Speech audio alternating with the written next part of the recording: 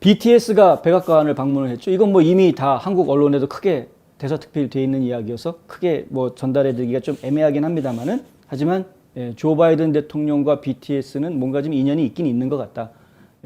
문재인 대통령하고도 BTS하고는 또 나름대로 인연이 좀 있었는데 지금 조 바이든 대통령하고도 인연이 좀 있는 것 같다. 이들이 와서 아시안 증오 범죄가 늘어나고 있는 것에 대해 경각심을 불러일으키는 이야기를 했다. 이들이 백악관을 방문한 날은 어제였습니다. 5월 31일. 5월 31일은 5월 한 달 전체가 아시안 문화유산의 달인데요. 아시안 문화유산의 달의 마지막 날 백악관에서 아시안 증오 범죄에 대한 경각심을 이야기했다. 뭐 이제 이렇게 의미 부여가 되어져 있는 상황이고요.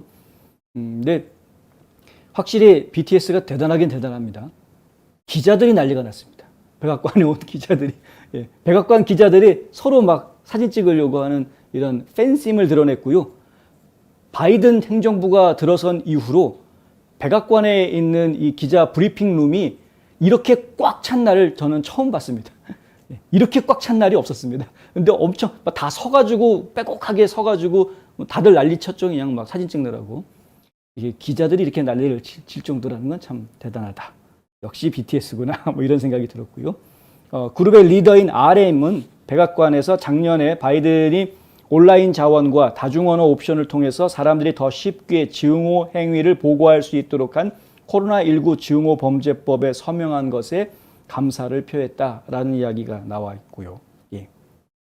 그리고 또 오늘 백악관에 초청돼 반아시아 혐오 범죄, 아시아인의 포용, 다양성의 중요한 문제를 논의하게 돼서 큰 영광이다라고 이제 이야기했는데 하여간 뭐 의미는 좋고요.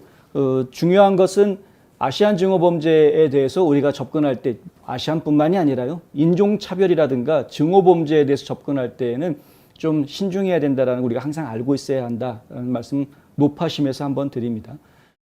증오 범죄가 있긴 있습니다. 분명히. 그냥 아시안이라는 이유로 아무 이유 없이 단순하게 그 이유 하나만으로 사람들을 공격하고 못살게 구는 이런 말도 안 되는 일들이 벌어지고 있습니다. 사실. 그런데 그런 일들을 이야기하면서 사실은 그렇지 않은 본질적으로 좀 다른 사건들을 그렇게 증오범죄로 끼워 맞추려고 하는 사람들도 있습니다. 그게 현실입니다. 그래서 저희가 좀 조심해야 된다라는 이야기를 하죠. 왜 하냐면 증오범죄를 자꾸 이야기하다 보면 국민들 간에 갈등이 생길 수밖에 없습니다. 인종 간의 갈등, 계급 간의 갈등, 이런 갈등을 더 부추기는 것으로밖에는 비춰지지 않는다. 증오범죄를 이야기하는 것이 그런 부분들이 있기 때문에. 하지만 증오범죄가 없는 게 아니라 실제로 있기 때문에 증오범죄에 대해서는 분명히 단죄해야 되겠죠. 실제로 연방법도 그렇고 상당히 많은 주들이 각 주마다 독자적으로 증오범죄법들을 가지고 있습니다. 증오범죄법이라는 게 별게 아니고요. 가중처벌하는 겁니다. 일반적인 상황에서 벌어진 범죄에 내리는 형량보다 증오범죄라는 것이 결정이 되면 그 형량에 뭐 200원, 몇백 원 더 내릴 수 있게 해주는 그러한 것들이 각 지역별로 법이 만들어져 있고 연방법에서도 이러한 부분들을 다루고 있습니다. 결국에는 가중처벌법인데, 그러니까 이제 증오범죄를 이야기할 때는 그 상대방이 범죄자가 가중처벌 대상이 된다라는 것 저희가 기억을 해야 되고요. 그래서 사실 단죄할 때에는 분명하게 해야 되지만 하지만 증오범죄가 아닌 걸 가지고 증오범죄라고 어거지로 끼워 맞추려고 하는 부분들에 대해서는 조심해야 된다. 이렇게 말씀을 드릴 수 있겠습니다. 특별히 저희가 이 이야기를 드리는 이유는 정치적으로 이것이 많이 이용되기 때문에 그렇습니다. 정치적으로 민주당은 오래전부터 이런 내러티브를 하나 가지고 있죠. 프레임을 하나 만들어 놓은 게 있습니다.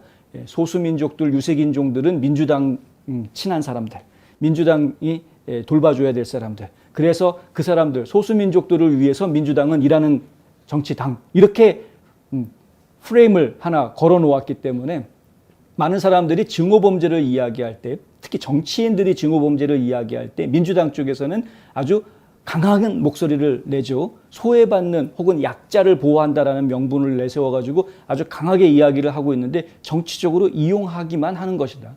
그들이 그렇게 한다고 해서 실제로 달라지는 게 뭐가 있습니까? 하나도 없습니다. 그들이 그렇게 한다고. 바이든이 아틀란타 스파 사건 벌어져가지고 바이든이 방문을 하고 누가 왔다 가고 그래서 달라지는 게 뭐가 있습니까? 하나도 없습니다. 그런데 정치인들은 그것을 가지고 이야기한다. 증오범죄를 가지고 이야기하면서 요즘에는 총기 난사 사건까지 같이 얼버무려 가지고 비빔밥을 만들어 놓고 있죠. 그래서 지금 증오범죄 플러스 총기 난사 플러스 하여간 이것저것 플러스해서 결국은 이끌어 나가는 방향은 뭐냐면 통제권을 강화하는 겁니다. 연방정부의 통제권을 강화하겠다. 사람들, 국민들로 하여금 이거 못해, 저거 못해. 자꾸 통제하고 제어하고 이런 것을 강하게 권한을 더 많이 정부가 가져가겠다라는 방향으로 갑니다. 이것이 민주당 쪽에서 이야기하는 증오범죄에 대한 그들의 대책입니다. 근데 이 증오범죄를 풀 수 있는 방법은 실제로 형량을 높인다 해서 풀 수 있는 것이냐? 이건 좀 논의가 필요한 것이죠. 한동안 미국 사회에서는 한흑 간의 갈등 문제가 심각하게 이야기됐던 때가 있었습니다. 뭐 지금도 그렇게 자유롭지는 않습니다만은 예전에 LA 폭동이 벌어졌을 때에 비하면은 지금은 굉장히 한흑 관계가 나쁘지 않은 상당히 많이 자연스러워진 그런 관계라고 볼 수가 있죠. 특히 과거와 달리 한국의 위상이 상당히 높아져 있는 그런 상황에서 특히 이제 이런 BTS 같이 문화적으로도 상당히 존중받고 있는 그런 국가로 급부상한 상태에서 이제는 한흑 간의 갈등의 요소 한 가지가 없어졌기 때문에 그런 거죠. 뭐냐면은 천시하는 것. 그러니까 흑인들 입장에서 보았을 때 아시안들, 한인들을 천시하는 이런 선입견들이 없어질 수밖에 없으니까 그런 선입견들이 없어져 놓으니까 한흑 갈등이 상당히 좀 줄어드는 그런 모습을 보게 되는 겁니다. 결국은 이 인종 간의 갈등은 선입견들이나 색안경 끼고 보는 데서부터 출발하는 경우가 많습니다. 이러한 것들이 풀어지는 게 더 우선적으로 중요한 것이지 서로 간에 형량 높이고 엄하게 다스리겠다. 뭐 넌 이거 하면 안 돼, 저거 하면 안 돼.